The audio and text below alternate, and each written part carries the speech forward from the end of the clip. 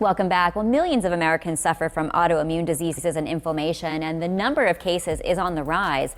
But the causes of these chronic conditions are often misunderstood. Dr. Erica Steele from Holistic Family Practice in Virginia Beach is here to sort it all out for us. So I'm so glad you're here. Yeah. Welcome. Thank you for having me. Yes, and I know a lot of people have issues where they're tired all the time, feeling down in the dumps or depressed, and they don't know what to do about it. And maybe they have GI issues. And you're saying a lot of this could be from autoimmune diseases. Yes, exactly. And I also find that a lot of times people, they'll go to doctor after doctor, they're very frustrated, they feel helpless, hopeless, all of those various emotions that come up with not feeling well, plus they're not feeling well on top of that. So a lot of times people don't necessarily understand what the immune system does.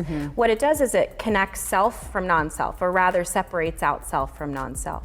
So the body will attack anything that's non-self, like the environment, like heavy metals, chemicals, bacteria, viruses, any of those sorts of things, any pathogens that the body may be exposed to. And then over time, what happens is the body begins to misfire, almost like the body gets tired, if you will. And that's why a lot of times people with autoimmune conditions have so much fatigue, because their immune systems are running like non-stop to try to eradicate these invaders. So what types of autoimmune diseases are you speaking of? Like thyroid, things like that? Yeah, like Hashimoto's thyroiditis has an autoimmune component to it. Lupus, Lyme disease. There's so many different, there's about 80 different autoimmune diseases with all sorts of different variations to them. But in essence, it's just the body attacking itself.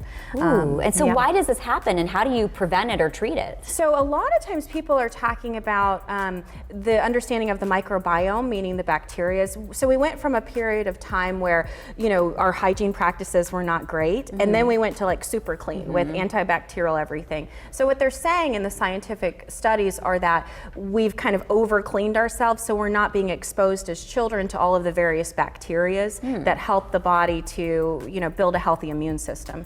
The first 1,000 days of life is critical to the immune system. Also too, a lot of people, they don't think about perinatal care, meaning before they actually get pregnant, getting their bodies prepared for that. So then maybe they're eating healthy, maybe they're not, maybe they have balanced nutrition, maybe they're not. Then they have children, and then antibacterial chlorine on everything. And and so what happens with that is that then the body doesn't build up its immune system to be able to resist against, let's say, different bacteria or viruses that it may be exposed to. So how do you know if you have an autoimmune disease?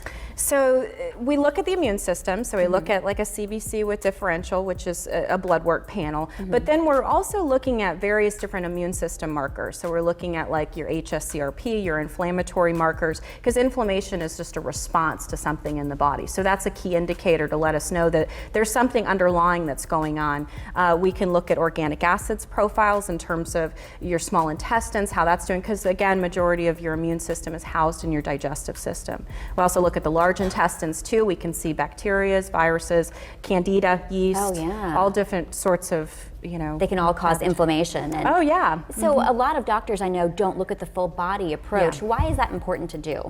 It's important to do because, you know, every organ relates to every other organ. Like it's not like, okay, your liver's over here, your GI system's over here. You're all one human being, right? And so we want to look at all the various components to be able to balance those. It's all about finding balance. And when a person has an autoimmune disease, that means that their body isn't hyperdrive, they're not in balance. Okay, I know you have some classes as well that talk about this stuff. Tell us about that. Definitely. So every month we teach various classes. So we have classes coming up May 14th, May 19th, and May 25th. They're all of our food for thought classes. They're all relating to autoimmunity, inflammation, and we really understand why people pick themselves apart, meaning like an autoimmune condition relates to somebody literally, their bodies are fighting themselves. So from an emotional level, we look at criticism, self-worth, self-acceptance, self-appreciation, all relating to the GI system. Wow, I mean, very good information there. You learn something new every day. Your contact information is on the screen. Dr. Steele, thank you so much for being here. Yes, thank you for having me. We appreciate it. Awesome.